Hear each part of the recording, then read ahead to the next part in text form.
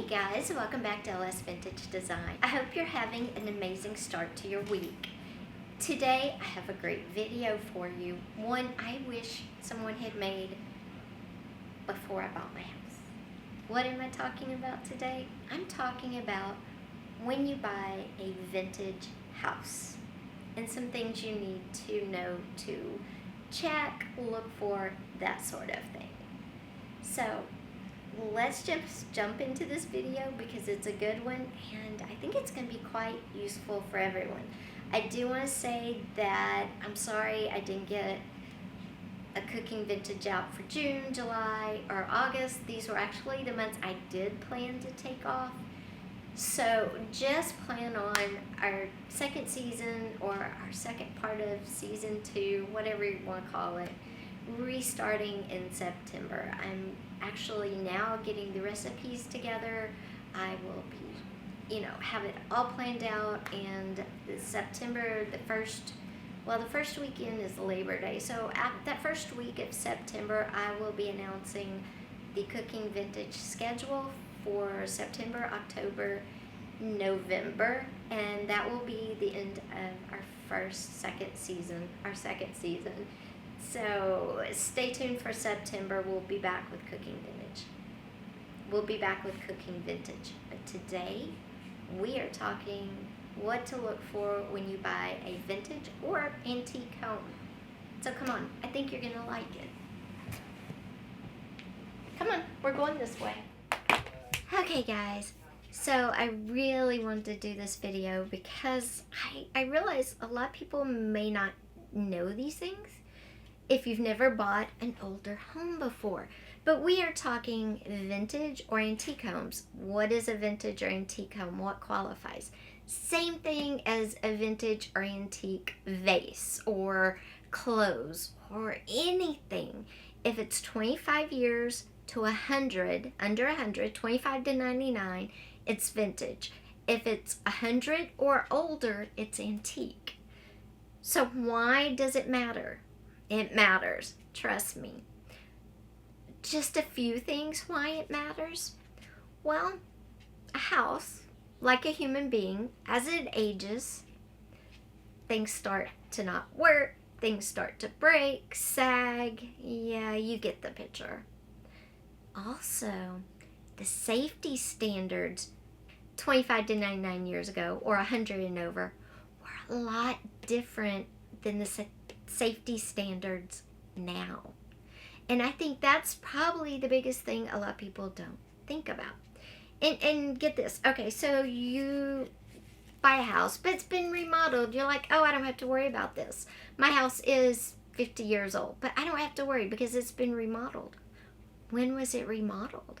If it was remodeled in the 80s, there's different safety standards today. If it was remodeled in the 90s, there's still some different safety standards or safety issues that weren't known then that are known now. We are in 2024.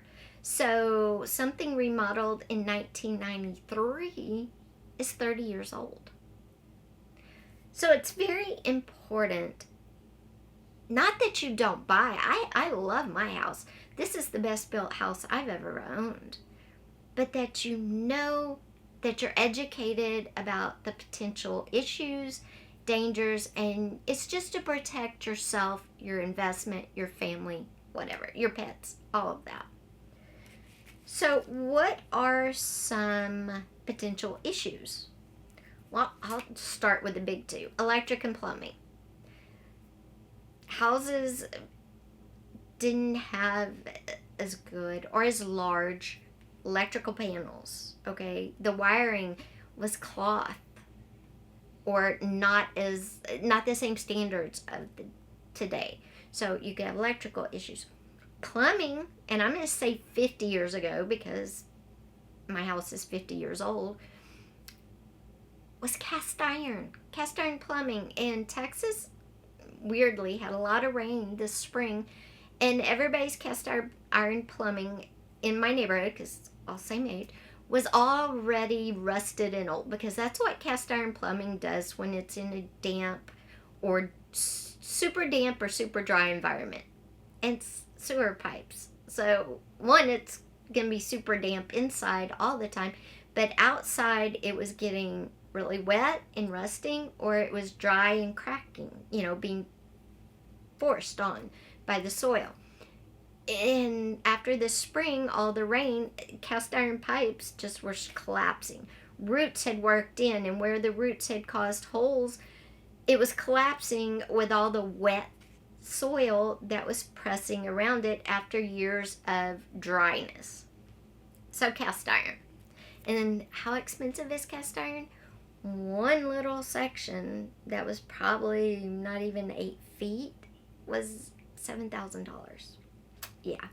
So to do my whole house is like in the range of $30,000 to $45,000 to repipe, get all the cast iron. It's crazy. So plumbing, cast iron. You want PVC plumbing. You don't want cast iron. So that's something to look for. How are you going to look? Maybe ask if you could have a plumber come out and look. There's clean out feeds around your house, or they're supposed to be, and they can put a camera down there. They can give you an idea of how bad the plumbing is. But you have to ask, because that's not something normally done when someone is getting a home. Even when the inspector comes out. Now, the inspector I'm not knocking inspectors, okay? But their job is not to send a camera down the sewer line to see what the pipe under the house looks like. They're here to check out the house. They're going to make sure your plugs work. They're going to make sure the microwave turns on. They're going to make sure your appliances work, that the shower turns on, that it gets hot, those kind of things. So I'd have an electrician check your board. Is it really capable of holding? And is your wiring good? And make sure there's no DIY jobs, because a lot of times homeowners DIY'd a lot of stuff because it's their house, so nobody's going to stop them, but it's unsafe. And when they go to sell, they don't disclose it because maybe it was 20 years ago. Okay, so plumbing and electric. ACs. Do you have a 25-year-old AC out there? You're going to want to know. Now, ACs are something that a home inspector will curioso check. But if you're going to have an electrician come out and kind of take a peek in the attic at the wiring, get an idea, check out the breaker box, the panel, the electric panel, get them to look at the AC. Get an AC guy to come out. Are you spending a lot of money on professionals? Yeah, you are. But in the end, is $1,000 to check everything before you spend hundreds of $1,000s worth it, or millions of dollars? I would say yes. That's up to me. I mean, that's up to you guys. So AC, electrical, plumbing, hot water heater. Especially if your hot water heater is located in your home. How old is it? Because if that hot water heater breaks, if the bottom's going to rust out, which they do, and if it's an old one, they might not have the safety features that newer ones have. So you want to get that checked. Then let's move to some things that are way more in your power to check. One, paint. Paint has only been lead-free since the 70s, or let's see.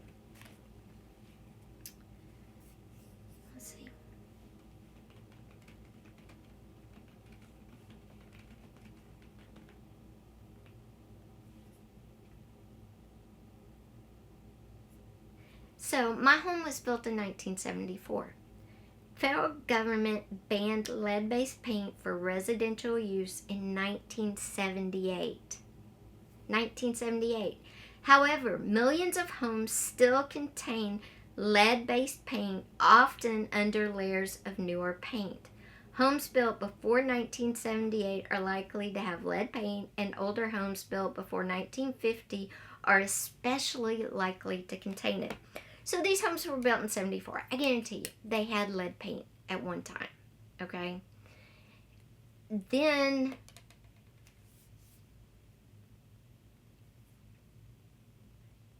even after 1974, it was banned, but if contractors home builders had a bunch of paint in stock, they didn't get rid of it and go spend money. They put it in those homes because who was going to know? So, lead paint. And you can encapsulate lead paint. We all know this. But here's the deal. What if you're buying a home that hasn't been painted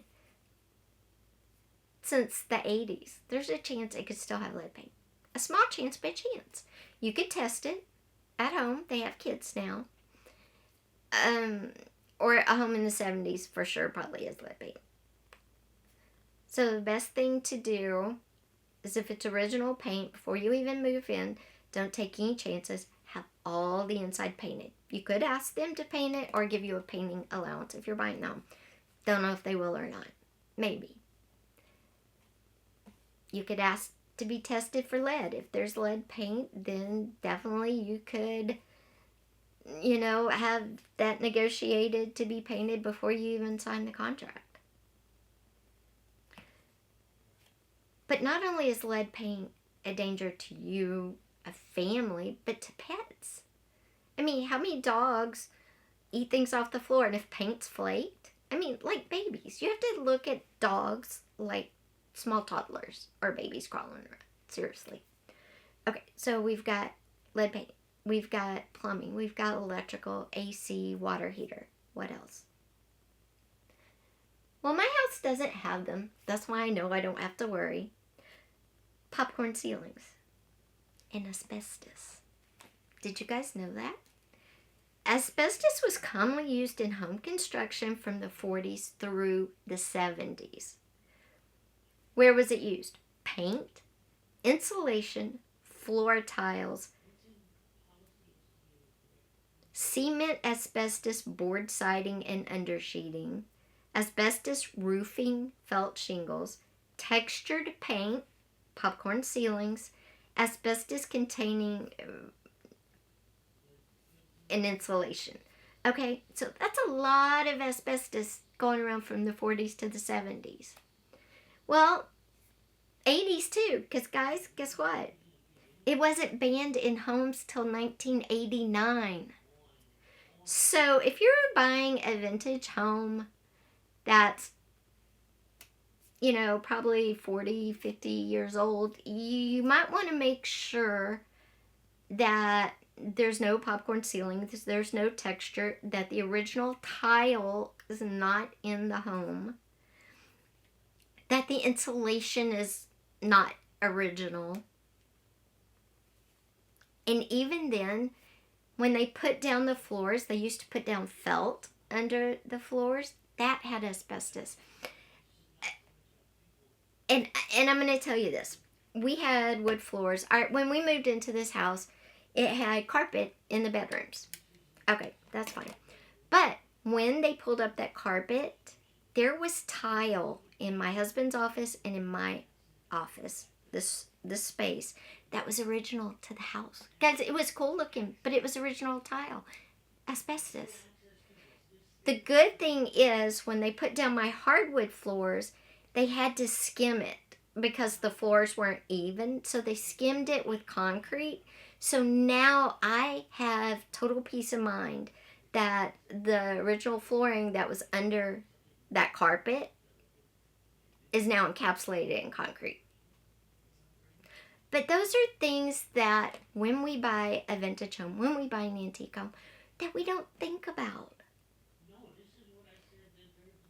Because if you've never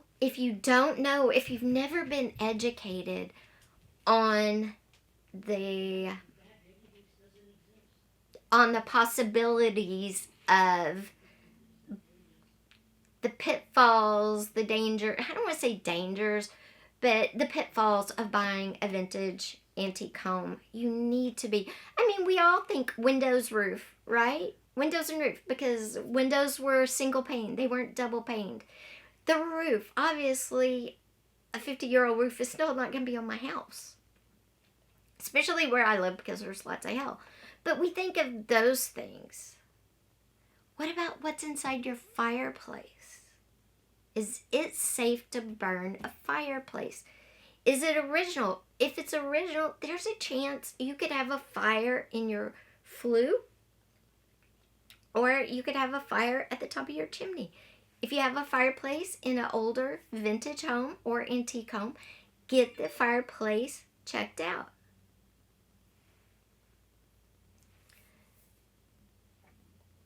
So guys, these are just some of my tips and tricks and some of my, hey, just make sure if you're buying a vintage house or an antique house, you get these items checked out. Because you never know. You never know. And so many dangers, health concerns, all of that has been discovered in the past 50 years for me. You know, and it could be that way for you too. I don't want to scare anybody. This isn't meant to scare anybody. This video is meant to educate. You're an educated buyer when it comes to your food. You're an educated buyer when it comes to fast fashion or, you know, whatever. You educate yourself about a car purchase. Just educate yourself when you buy. And that's all this video is meant to do. Guys, thank you for being here. I will see you on Friday with a new video. Take care. Bye-bye.